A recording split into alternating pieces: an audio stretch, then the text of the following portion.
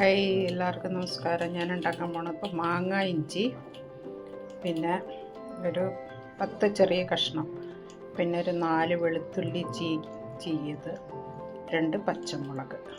ഞാൻ ഇങ്ങനെ കാണിച്ചു തരാം കേട്ടോ. മാങ്ങ, ഇഞ്ചി, അച്ചാർ.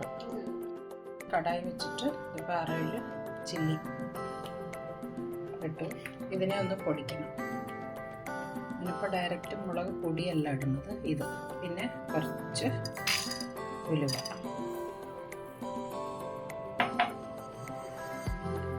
പിന്നെ കുറച്ച് കടുക്. ഇത് നന്നായിട്ട് വറക്കണം, പൊടിക്കണം. ഓക്കെ,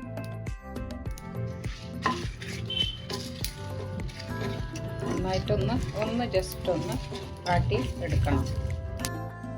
കടായി വെച്ച് നമ്മൾ കുറച്ച് കരുവേപ്പില, അത് കടുക് ഇട്ടിട്ട് അത് പൊട്ടുന്ന സമയത്ത് കുറച്ച് കരുവേപ്പില ഇടാം.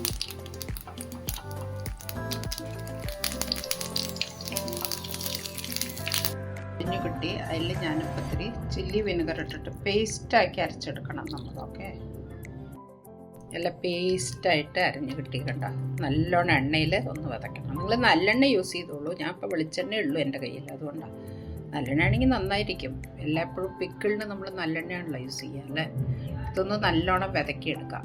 എന്നിട്ട് മറ്റേത് ചേർക്കാം, ഇഞ്ചിയൊക്കെ.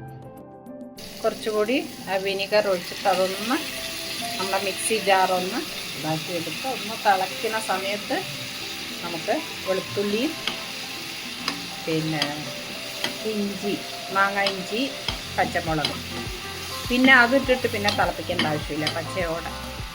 പിന്നെ നമുക്ക് ഒരാഴ്ച കഴിഞ്ഞിട്ട് എടുത്താൽ കറക്റ്റായിരിക്കും. ഉപ്പിട്ടിട്ടില്ല, ഉപ്പിടാം. ഇട്ടിട്ടില്ല, അതിൻ്റെ കുറച്ചധികം വേണം. പിക്കിളല്ലേ, ഇതൊക്കെ ഇത്ര ഉപ്പിട്ട്, പഞ്ചസാര കുറച്ചൊന്ന് ബാലൻസ് ചെയ്യും ഇട്ടിട്ട്, പിന്നെ അധികം ഇതാക്കണ്ട കേട്ടോ. കൂടി കരിവേപ്പില ഇട്ടിട്ട് നമുക്ക് പാത്രത്തിലേക്ക് ആകാം. ഒരു 1 വീക്ക് കഴിഞ്ഞാലാണ് ഇത് കറക്റ്റായിട്ട് സെറ്റായിട്ട് വരും. എല്ലാം നല്ല ഉപ്പും മുളകും ചെറിയ ബാലൻസ് ചെയ്യാൻ ഇത്തിരി പഞ്ചസാര ഇട്ടു. ഓക്കെ, എല്ലാവരും ഉണ്ടാക്കി നോക്കൂ. സബ്സ്ക്രൈബ് ചെയ്യൂ, ലൈക്ക് ചെയ്യൂ, ഷെയർ ചെയ്യൂ. മാങ്ങ, ഇഞ്ചി അച്ചാർ. ഓക്കെ, കുറച്ച് ഇട്ടുള്ളൂ കേട്ടോ. അത് ഞാൻ മറന്നു. കായപ്പൊടി ആയതുകൊണ്ട് ലാസ്റ്റ് ഇടാമല്ലോ നമുക്ക്. ഓക്കെ, ഇഞ്ചി അച്ചാർ റെഡി. എല്ലാവരും ഉണ്ടാക്കി നോക്കൂ. സബ്സ്ക്രൈബ് ചെയ്യൂ, ലൈക്ക് ചെയ്യൂ, ഷെയർ ചെയ്യൂ. Thank you so much.